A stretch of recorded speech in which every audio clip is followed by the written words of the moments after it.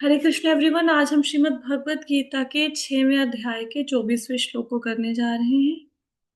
इससे पहले वाले श्लोक में हमने क्या जाना, कल हमने क्या चर्चा करी। कल हम लोगों ने 4 श्लोक किए थे इकट्ठे, जिसमें ध्यान योगी को क्या प्राप्त होगा, क्या मिलेगा, उसके विषय में भगवान ने बताया। क्या बताया कि जो ध्यान योगी है उसका मन उसके वश में आ जाता है, भौतिक क्रियाओं से मन हट जाता है। और जो योगी होता है वो डिफरेंस कर पाता है अपने आप में और आत्मा में। उसको ये पता लग जाता है कि मेरा शरीर और आत्मा दोनों भिन्न है, वो एक ही नहीं है। और वो जो आत्मा की दिव्य इंद्रियां हैं, जो दिव्य बुद्धि है उसकी, और जो दिव्य मन है, उसमें वो आनंदित रहता है और उस स्थिति का वो त्याग नहीं करना चाहता। पूरी तरह से भगवान में लीन हो जा मतलब उनके चिंतन में लीन रहता है, और उस स्थिति से वो फिर हटना नहीं चाहता। और कोई भी बड़ी से बड़ी प्रॉब्लम उसके सामने आ जाए तो उसका मन घबराता नहीं है। यही वास्तव में असली मुक्ति है। फिर हम लोगों ने कल अष्ट सिद्धियों के बारे में चर्चा करी, है ना। अष्ट सिद्धियां किसको कहते हैं, तो ये भी हम लोगों ने चर्चा करी। ये खैर इस भगवत गीता का टॉपिक नहीं था, क्योंकि एक वर्ड आया था उसको समझाने के लिए इस स्लाइड का सहारा लिया गया था। अब हम लोग 6.24 पे चलते हैं। ये श्लोक है, सनिश्चेनयोग सनिश्चेनयोक्तव्यो योगो निर्वन्न चेतसा संकल्प प्रभवन कामान् त्यक्त्वा सर्वान् शेषतः मनसेवेनिन्द्रियग्रामं विनियम्य समन्ततः। क्या कहते हैं भगवान? मनुष्य को चाहिए संकल्प और श्रद्धा के साथ योगाभ्यास में लगे और पथ से विचलित ना हो। उसे चाहिए कि मनोधर्म से उत्पन्न समस्त इच्छाओं को निरपवाद रूप से त्याग दे। इस प्रकार मन द्वारा सभी ओर से इंद्रियों को वश में करे। अब यहाँ पे क्या बताया गया है कि कोई योगी है, उसने योगाभ्यास करना शुरू कर दिया। तो अब ऐसा योगाभ्यास करते हुए उसे ऐसे एंजाइटी नहीं होनी चाहिए कि भगवान के दर्शन नहीं हो रहे, पता नहीं भगवान मिलेंगे नहीं मिलेंगे, पता नहीं मेरा योगाभ्यास सफल होगा कि नहीं होगा।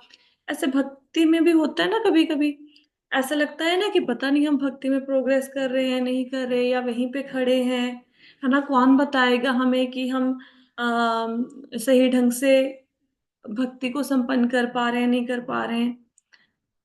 तो या फिर कई बार ऐसे होता है ना, बड़ी उत्तेजित हो जाता है मन कि भगवान के दर्शन कब होंगे, क्यों नहीं हो रहे हैं, है ना। तो इसी प्रकार जो योगी है, योगाभ्यास कर रहा है, उसको धैर्य के साथ काम लेना चाहिए, विचलित नहीं होना चाहिए कि जो मुझे चाहिए वो मुझे कब मिलेगा। जल्दी जल्दी से जो समाधि की अवस्था है उसको मैं प्राप्त क्यों नहीं कर पा रहा हूँ, मुझे जल्दी से जल्दी वो स्टेज को अचीव करना है। जैसे बताया, अष्टांग योग में 8 स्टेप्स हैं।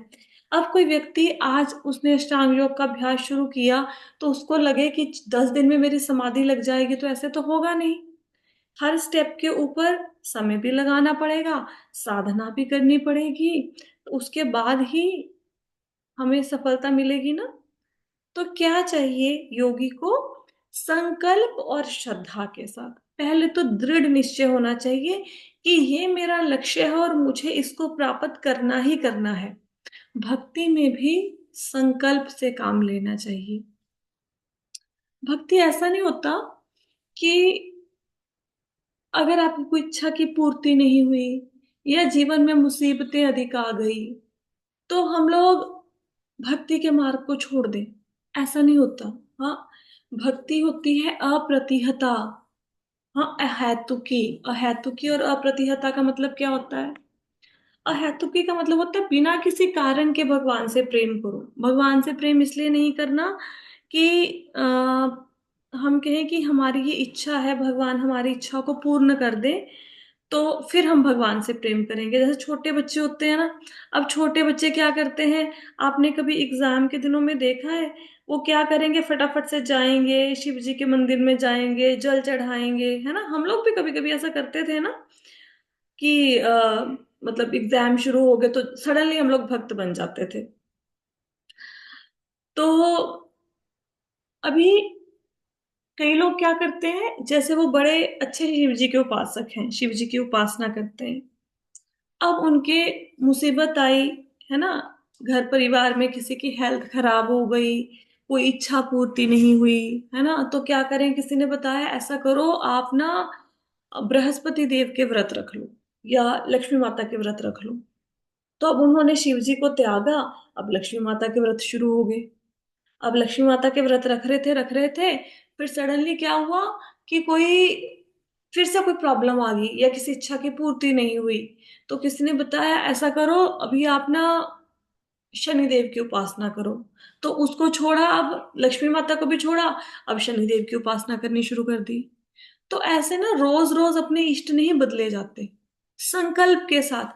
कि सबसे पहले तो ये बहुत अच्छी बात है, जो लोग कृष्णा कॉन्शियसनेस में है, वो कम से कम उनको ये नहीं सोचना पड़ता कि मैं कौन से देवी देवता की पूजा करूं। उनको ये पता होता है कि मुझे कृष्ण की ही पूजा करनी है। अदरवाइज पहले हमारी लाइफ क्या थी, दुर्गा चालीसा पढ़ लो, शिव चालीसा पढ़ लो, हनुमान चालीसा पढ़ लो, दुर्गा स्तुति पढ़ लो।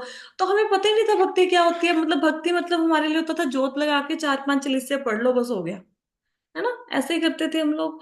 तब तो पता चला ना कि भक्ति क्या है। भक्ति का मतलब ये नहीं कि सुबह उठ के एक जोत जलाई और दो चार चालीसा पढ़ा तो वो भक्ति होगी। भक्ति का मतलब है पूरा दिन भगवान के चिंतन में। और किसके चिंतन में, भगवान कृष्ण के चिंतन में। तो संकल्प के साथ भक्ति करनी है, मतलब आपको लक्ष्य पता होना चाहिए कि मेरा लक्ष्य है भगवान कृष्ण। और उनकी प्राप्ति के साथ संकल्प से काम करना चाहिए। संकल्प का मतलब क्या है, भगवत गीता में लिखा है कि भोल गाय बिना खाना नहीं है। अब आपके घर में आपके सामने कोई वस्तु पड़ी है और आपको भूख भी बहुत लगी हुई है और भोग लगी हुई कोई चीज है नहीं, तो फटाफट से उसको मुंह में धर लेंगे क्योंकि भूख लगी हुई है ना। तो भोग लगा नहीं लगा कोई फर्क नहीं पड़ता है ना। तो ऐसे नहीं करना चाहिए। हमें ये पता होना चाहिए कि भगवान ने अगर भगवत गीता में कहा है कि भोग लगा के खाना है, तो मतलब भोग लगा के ही खाना है। फिर अगर भूख लग रही है तो थोड़ा सा कंट्रोल करो, थोड़ा सा इंद्रियों को संयमित करो। कैसे संयमित करोगे, जैसे करवा चौथ का व्रत होता है, तो प्यास तो बहुत लगती है और जल भी घर में बहुत सा होता है। लेकिन इसका मतलब ये थोड़ा ना कि उठ के जल पी लेते हो करवा चौथ पे, नहीं, कंट्रोल करते हो ना। और कंट्रोल करते हो तो आपने देखा है, कोई ऐसा थोड़ा ना कि किसी ने करवा चौथ का व्रत रखा और बंदा मर गया, भूख से मर गया, ऐसा तो कभी नहीं होता। तो फिर संकल्प के साथ हम उस व्रत को रखते हैं कि नहीं पीना, मतलब जल नहीं पीना, वो होता है संकल्प। अब भक्ति में क्या होता है, हमारे संकल्प डगमगाते रहते हैं, है ना।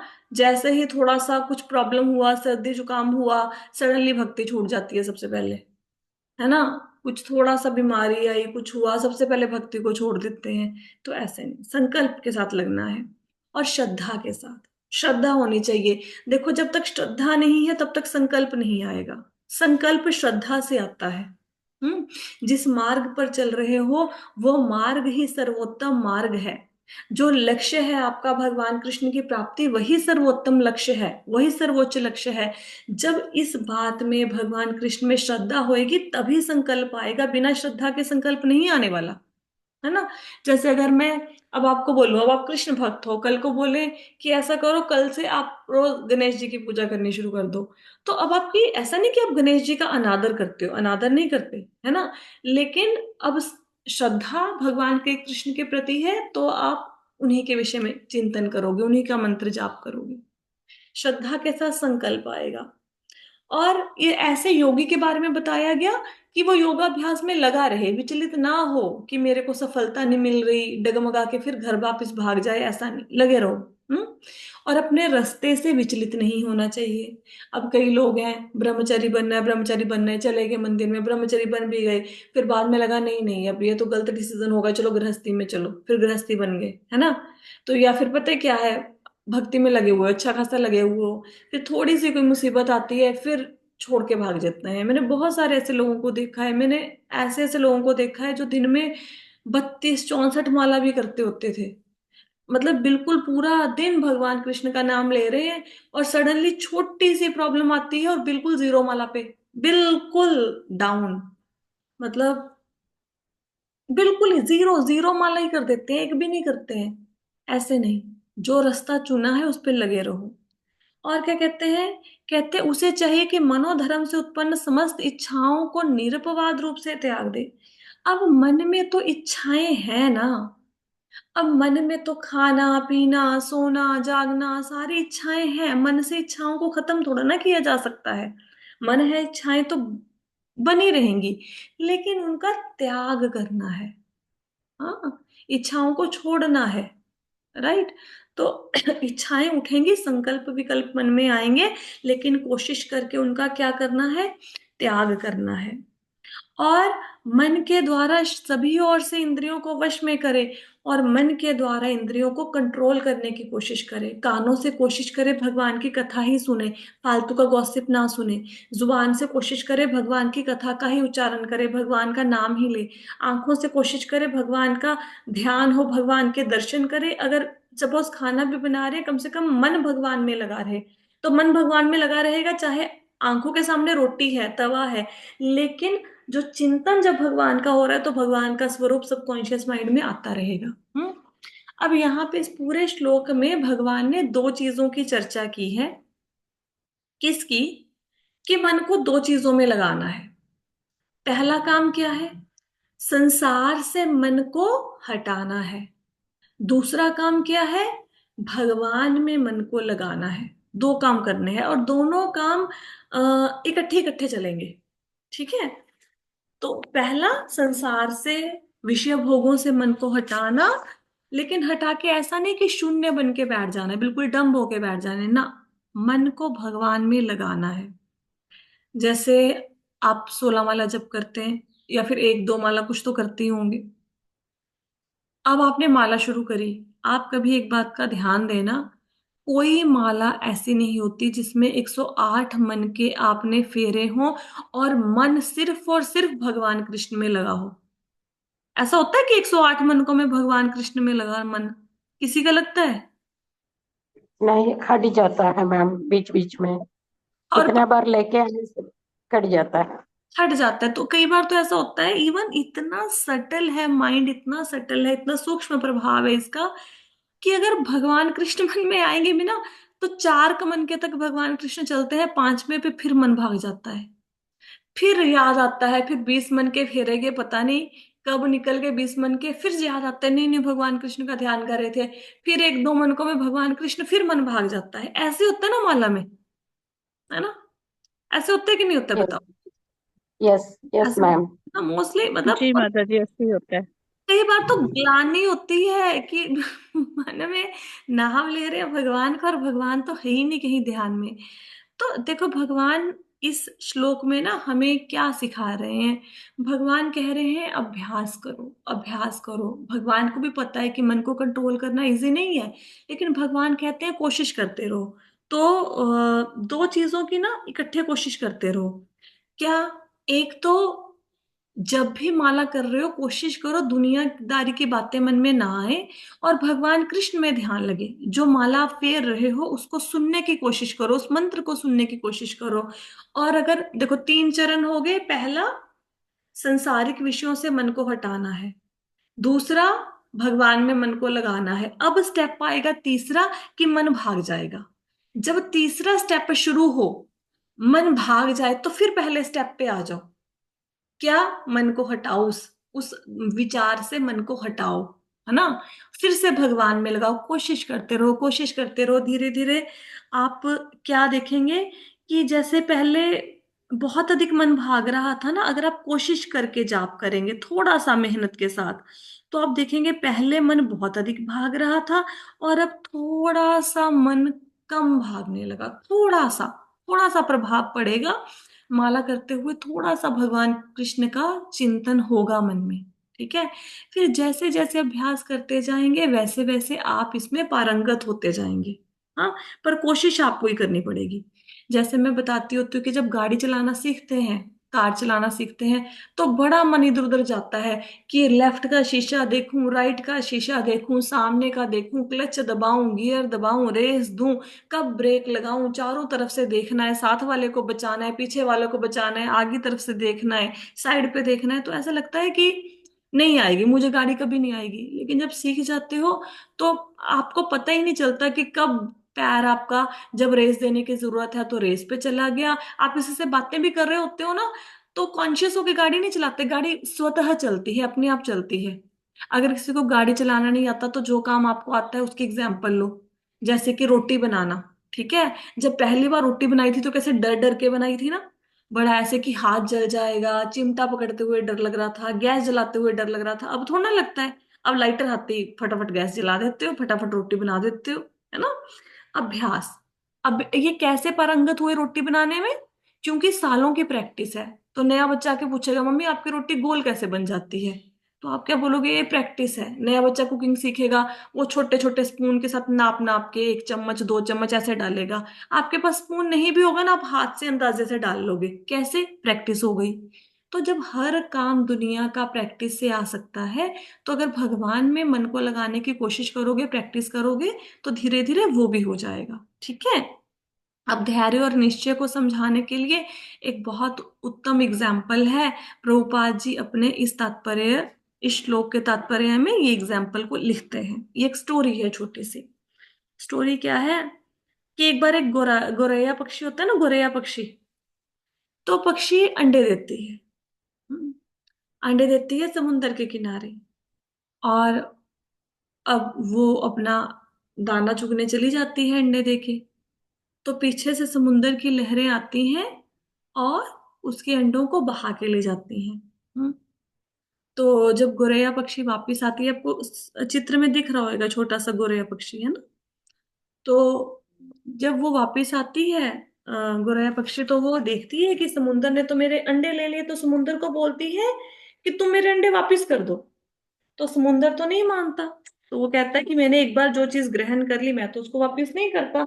वो बड़ी उसकी मिन्नतें करती है उसकी, है ना, कि भाई मेरे अंडे वापस कर दो, पर समुंदर उसके अंडे वापस नहीं करता। तो गौरैया पक्षी को गुस्सा आ जाता है। तो गुस्सा आ जाता है तो वो कहती है कि अब अगर तुमने मेरे अंडे वापस नहीं किए तो मैं क्या करूंगी? मैं तुम्हारे सारे समुंदर के पानी को सुखा दूंगी। देखो गौरैया पक्षी क्या होती है? चिड़िया जैसी होती है। अब ये छोटी सी चिड़िया अगर समुंदर को बोले कि मैं चोंच से तेरा सारा जल सुखा दूंगी, तो ये तो बड़ी हास्यास्पद बात लगती है ना, कि बड़ी हंसी आती है इस बात पे कि छोटी सी चिड़िया अपनी चोंच में कितना पानी भर लेगी, समुंदर तो इतना विशाल है। तो पक्षी का आप संकल्प देखो, उसका संकल्प क्या था कि मैंने अंडे वापस लेने हैं। तो अपनी चोंच में पानी भर के लाती है, रेत पे डालती है, चोंच में पानी भर के लाती है, रेत पे डाल देती है, ऐसे करना शुरू कर देती है। तो जब उस गोरैया पक्षी को देख बाकी पक्षी देखना शुरू कर देते हैं, उनको पता चलता है कि गोरैया का समुद्र से झगड़ा हो गया और वो समुद्र को सुखाने जा रही है। तो ये बात धीरे धीरे सब जगह पे फैल जाती है। एक पक्षी है छोटा सा, वो समुद्र को सुखाना चाहता है। ये बात फैलते फैलते पूरी पृथ्वी पर फैल जाती है, पृथ्वी से ये बात तीनों लोकों में फैल जाती है। तो ये बात पता चलती है गरुड़ को। गरुड़ जी कौन है? भगवान विष्णु के वाहन हैं। तो जब गरुड़ जी को पता चलती है कि भाई, अच्छा, गोरैया पक्षी के अंडे समुंदर ले गया है और गोरैया पक्षी उसके पानी को सुखाना चाहती है, तो वो स्वयं आते हैं, मतलब अपनी बहन की हेल्प करने। क्योंकि वो पक्षी है ना, तो जो गोरैया हुई, तो वो भी तो पक्षी है, तो एक ही प्रजाति से हो गए सब। तो उनकी हेल्प करने आते हैं गौरैया पक्षी की। और उनको बड़ा आश्चर्य होता है कि देखो इसका संकल्प देखो। और धैर्य देखो कैसे लगी हुई है। तो वो समुंदर को बोलते हैं कि इसके अंडे वापस कर दो, अगर तुमने इसके अंडे नहीं वापस किए तो मैं सारे समुंदर को सुखा दूंगा। अब गरुड़ जी में तो बहुत अधिक शक्तियां हैं, है ना, अगर वो चाहे वो तो समुंदर को सुखा सकते हैं। उनके लिए तो कोई बड़ी बात नहीं है। तो समुंदर डर जाता है। वो क्या करता है? डर के वो गोरैया पक्षी के अंडे जो होते हैं उनको वापस कर देता है। तो क्योंकि पक्षी का संकल्प था, एक नन्ही सी चिड़िया का संकल्प था कि मुझे अंडे वापस लेने हैं, तो उसको भी तो पता था ना कि समुंदर विशाल है, वो इसको नहीं सुखा पाएगी, लेकिन फिर भी वो लग गई ना। तो इसी प्रकार हमें पता है कि भगवान कृष्ण को पाना इजी नहीं है। कितने सारे योगी तपस्वी मुनि जंगलों में पहाड़ों में कहाँ कहाँ जाके तपस्या कर रहे हैं, कितने जन्म हो गए हैं।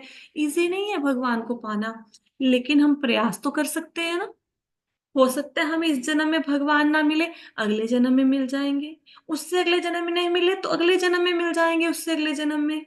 लेकिन ये भक्ति कभी रुकेगी नहीं। लेकिन प्रयास करना तो स्टार्ट कर देना चाहिए ना आज से। ठीक है।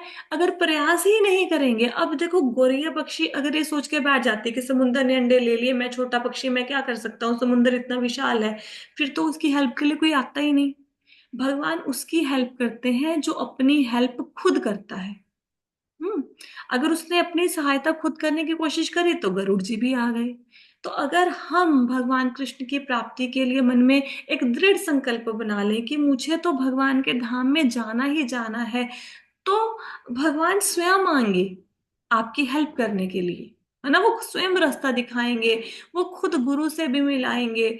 और आपको अच्छे शिक्षक प्रदान करेंगे जो आपको अच्छा ज्ञान दे सकें, भक्ति के मार्ग में आपकी सहायता कर सकें, आपको वैष्णवों का संग देंगे। वो सब अरेंजमेंट कर देंगे। लेकिन इच्छा तो कीजिए। प्रॉब्लम ये है कि इच्छा ही नहीं उठ रही। जब इच्छा नहीं उठेगी तो इच्छा के बिना कुछ नहीं है। इच्छा करनी पड़ेगी। ठीक है। आई होप सो कि श्लोका सबको समझ आ गया होगा। आगे चले। नेक्स्ट। यस। यस। ठीक है, तो अब मैं ये एक्सपेक्ट करती हूँ कि सब लोग धैर्य और निश्चय के साथ ना लग जाओगे भक्ति में। ये नहीं सोचना कब सफलता मिलेगी, बस लगे रहो, अपना कर्तव्य निभाते रहो। भगवान अपने आप इसमें आपके एफर्ट्स में आ, वो अपना भी कृपा डालेंगे और आप सक्सेसफुल हो जाओगे।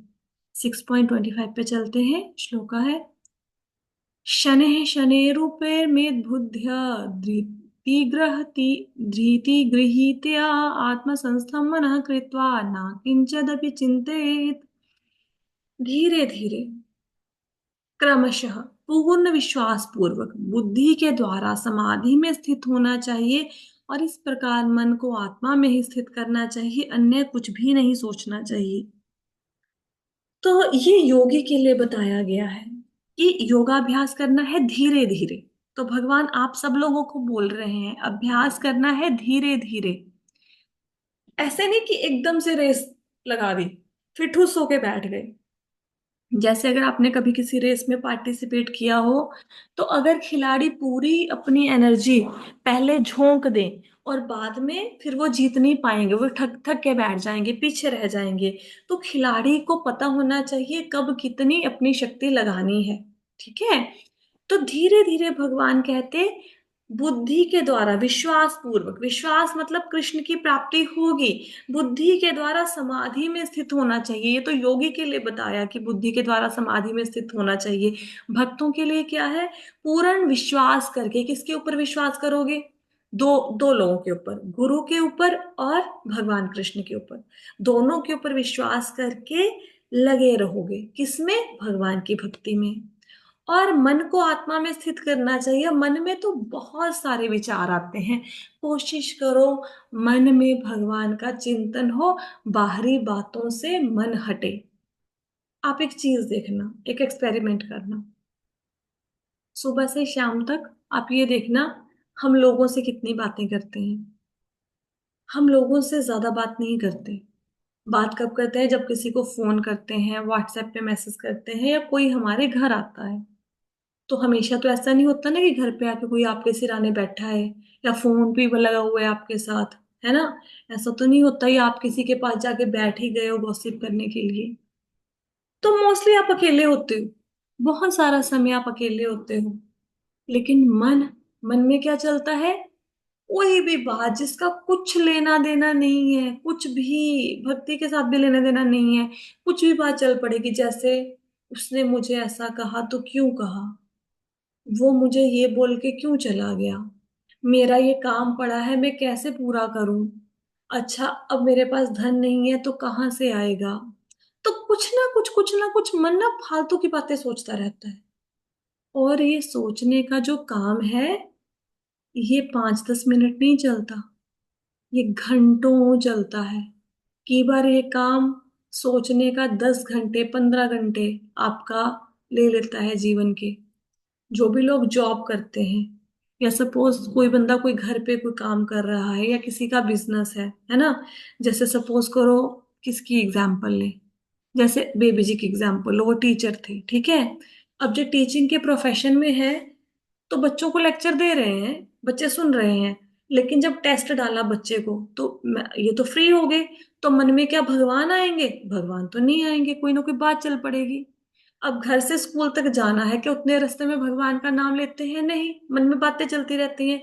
अब जैसे कोई माता जी कपड़े की सिलाई करते हैं, अब जितनी देर कपड़े की सिलाई हो रही है, क्या हरे कृष्णा ही चल रहा है मन में? नहीं, इधर उधर के विचार आते हैं। जो बिजनेस कर रहा है, क्या वो बिजनेस करते हुए कृष्णा ध्यान में आते हैं? नहीं, इधर उधर के विचार चलते हैं। और जब हम फ्री भी होते हैं तब भी कृष्णा दिमाग में नहीं आते, है ना। तो कोशिश करनी चाहिए, बुद्धि को ऐसे ट्रेन करना चाहिए कि जैसे जाने अनजाने में आपके मन में दुनिया के विचार स्वतः बिना किसी एफर्ट के अपने आप चलते जा रहे हैं, इसी प्रकार भगवान कृष्ण का नाम चलना शुरू हो जाए, उनका चिंतन होना शुरू हो जाए। ये होगा कब? जब अभ्यास करेंगे, ये प्रैक्टिस से होगा। कई बार पता है क्या लगता है, कुछ लोग कहते हैं गुरु की कृपा होगी भगवान मिल जाएंगे। गुरु आपके जीवन में कृपा करके आपको भगवान की प्राप्ति कराने नहीं आए।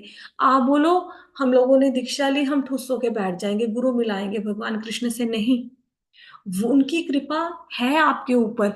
आप एफर्ट्स डालोगे, गुरु उसके ऊपर अपना भी, जैसे प्रोविडेंट फंड होता है ना, जो लोग जॉब करते हैं उनको पता होगा। प्रोविडेंट फंड क्या है? एम्प्लॉय जॉब करता है तो कुछ एम्प्लॉय कंट्रीब्यूट करता है, कुछ एम्प्लॉयर कंट्रीब्यूट करता है, कुछ मालिक डालता है, कुछ जो जॉब कर रहा है वो डालता है। इस प्रकार से प्रोविडेंट फंड चलता है। तो लॉकर खुलता है दो चाबियों से, एक आपकी चाबी, एक बैंकर की चाबी। अब गुरु ने तो चाबी लगा दी, ठीक है, आपको भगवान के पास पहुंचाने की, लेकिन अगर आप अपनी चाबी लगा ही नहीं रहे हो तो गुरु की चाबी भी क्या करेगी? आपको भी तो अपनी चाबी लगानी चाहिए ना। तो दोनों, गुरु की कृपा भी चाहिए और आपके एफर्ट भी चाहिए, फिर भगवान की प्राप्ति होगी। और ये करना कैसे है? बुद्धि के द्वारा। और कहते हैं मन को आत्मा में स्थित करना, समझ आ गया? मन को भगवान के चिंतन में करना, अन्य कुछ भी नहीं सोचना चाहिए। अब तो मैंने बहुत अच्छे से एक्सप्लेन कर दिया कि अन्य कुछ भी नहीं सोचना चाहिए। सुबह से शाम तक कभी बच्चे का ख्याल, कभी माँ बाप का ख्याल, कभी भाई बहन का ख्याल, कभी रिश्तेदारों का ख्याल, कभी पड़ोसी का ख्याल, कभी किसी ने कटु वचन बोल दिए उसका ख्याल, कभी किसी ने तारीफ कर दी उसका ख्याल। इससे हटाओ मन को। और मन हटेगा नहीं, मन बहुत जिद्दी है। आपने कभी देखा है कुछ लोग ना किराए के घर में रहते हैं, तो किराए के घर में रहते हुए जब उनको 10-15 साल हो जाते हैं तो फिर वो कब्जा कर लेते हैं, उस घर को छोड़ते नहीं हैं। कभी ऐसा केस देखा है किसी ने किसी की प्रॉपर्टी को कब्जा कर लिया? सुना होगा, है ना। सुना है। यस, सुना है मैम। तो देखो, आप बचपन से तो भक्ति में थे नहीं, सब लोग, हम सब लोग, है ना। तो शुरू से हमने क्या सोचा? Negative negative negative. शुरू से हमें डर के इन्वायरमेंट में हमारी परवरिश हुई। मम्मी देखना, पास नहीं हुए ना, फर्स्ट डिवीजन नहीं आई ना तो तुम्हारी पिटाई होगी, ऐसा होगा वैसा होगा। फिर टीचर ने डांट दिया, अच्छा होमवर्क नहीं हुआ ना तो क्लास में पीछे खड़े कर देंगे। अच्छा जल्दी स्कूल में नहीं उठे ना तो पापा डांटेंगे तुम्हें। अच्छा वापिस आके पढ़ाई नहीं करी तो पापा डांटेंगे। तो पापा तो खैर हमने इंस्ट्रूमेंट ही बना रखे हैं एक डांट के, है ना। मतलब जरूरत है, कभी बच्चों को ये नहीं कहते हम लोग कि पापा तुम्हारे तुमसे बहुत प्रेम करते हैं। हमने पापा को डांट का एक इंस्ट्रूमेंट बना दिया, पापा से कंप्लेंट कर देंगे, ऐसा कर देंगे। तो पापा मतलब एक विलेन की इमेज क्रिएट कर दी है फादर के प्रति।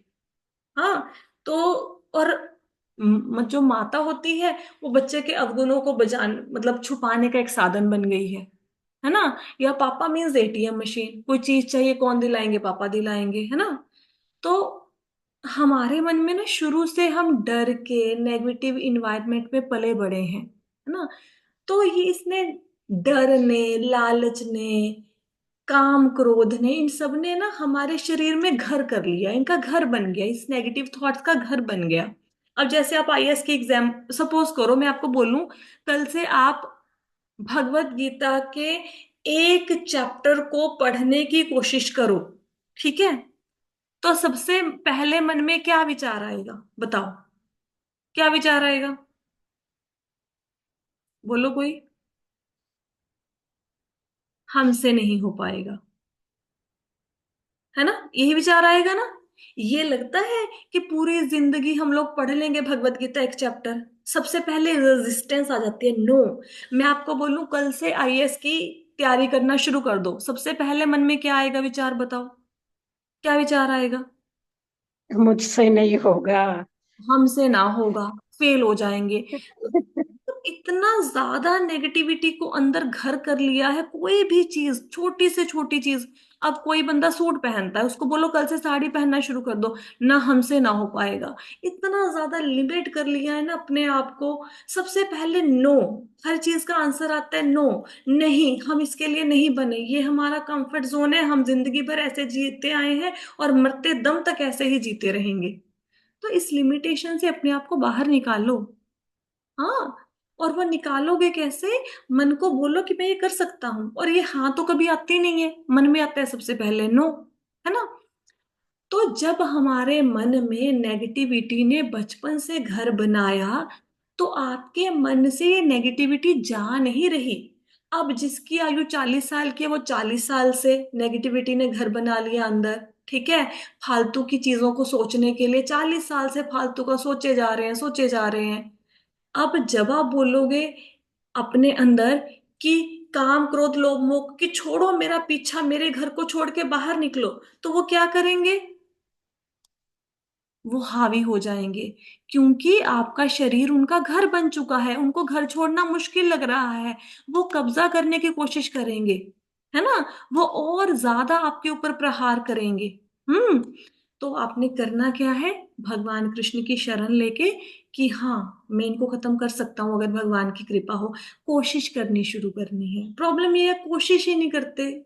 मतलब एक रोबोट के जैसे माला चल रही है, हरे कृष्ण कृष्ण कृष्ण हरे राम राम राम हरे हरे, बस 16 माला पूरी करनी है, जैसे तैसे करके ठक करके माला फेंकनी है, फिर पूरा दिन देखना नहीं है।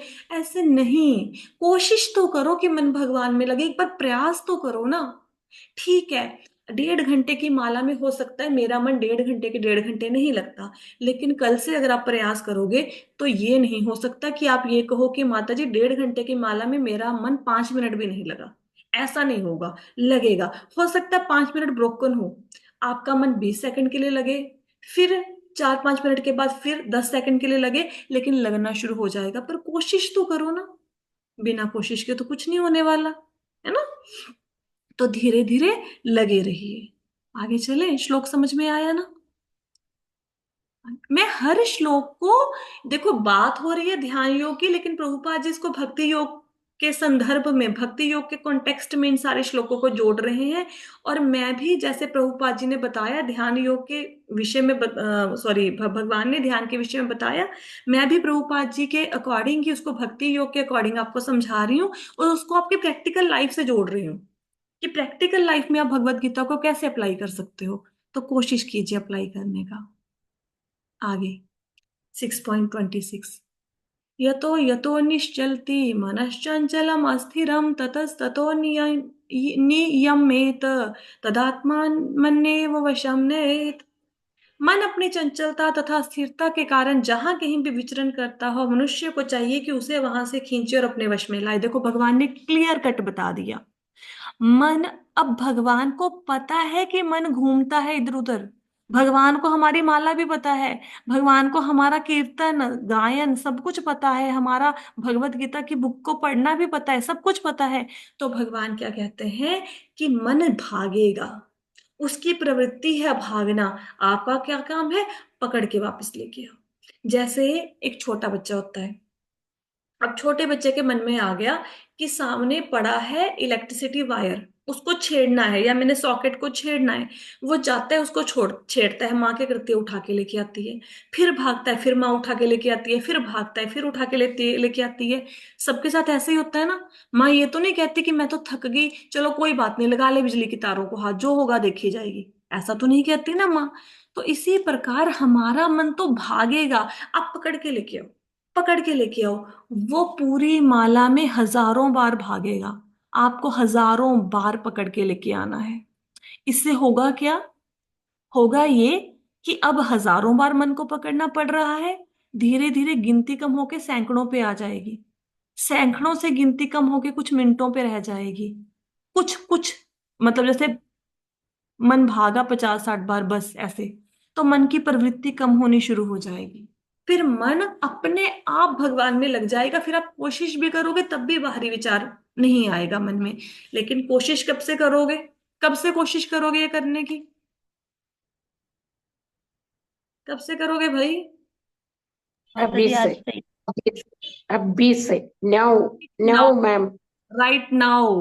What ever you are doing, चाहे आप ड्राइव कर रहे हो, आप खाना बना रहे हो, आप टीवी के सामने बैठे हो, आप सफाई कर रहे हो, आप बर्तन साफ कर रहे हो, मन भागेगा। मतलब अच्छा, एक काम करते हैं, एक्टिविटी करते हैं। आज सब मन को ना थोड़ा सा पकड़ने की कोशिश करो।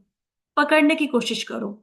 ऐसा करो, एक एक्टिविटी देती हूँ आपसे। अगर वैसे बिना अलार्म के हो पाए तो ठीक है, नहीं तो अलार्म के साथ करना। अलार्म सेट कर लो अपने अपने मोबाइल पे। हर 10 मिनट के बाद जब भी कथा याद आए, तो मन में अपने आप को बोलो, मैं भगवान कृष्ण का हूं।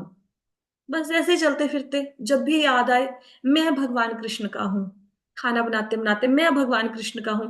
एक दिन ये एक्टिविटी कर लो, कल तक आप सबको डिफरेंस नजर आना शुरू हो जाएगा। कल तक क्या, शाम तक ही डिफरेंस नजर आना शुरू हो जाएगा। बस हर 10 मिनट के बाद मैं भगवान कृष्ण का हूं ऐसा बोलना शुरू करो। हम्म। इतनी पावर है ना इस एक शब्द में, मैं भगवान कृष्ण का हूं। आप देखो कैसे झटके से मन भगवान में लगता है। एकदम जब आपने बोला ना मैं भगवान कृष्ण का हूं, तो इमीडिएटली मन डिटैच हो जाएगा संसारिक बातों से। कोशिश करेंगे सारे? एक जी तो माता जी। Yes ma'am. यस। प्यारे बच्चे बोलते भी नहीं है, दो चार बंदे बोलेंगे, बाकी बोलेंगे नहीं हम नहीं करेंगे, हमारा अपने आप ही हो जाएगा। जी माता जी। हाँ करना है, ठीक है। तो माता जी अभी वृंदावन गए थे ना, तो हाँ वहां पे राधा दामोदर जी के जब टेम्पल में एंट्री की तो सामने लिखा हुआ था, हे नाथ मैं आपकी शरण में हूँ, मैं आपको कभी भूलूं नहीं। वो अभी तक दिमाग में है, वैसे ही चल रहा है वो। हाँ, तो ऐसे अभी आज पूरा दिन बोलो मैं भगवान कृष्ण का हूँ, मैं भगवान कृष्ण का हूँ। है ना? फिर कल मुझे बताना। कल मैं थोड़ा सा बिजी हूँ, बट मैं ट्राई करूंगी कि क्लास ले लूं, लेकिन अगर नहीं लेनी हुई तो मैं मैसेज ड्रॉप कर दूंगी। फिर कल मुझे ना सब लोग अपने अपने एक्सपीरियंस शेयर करना कि कैसा लगा, मन भगवान में लगा कि नहीं लगा।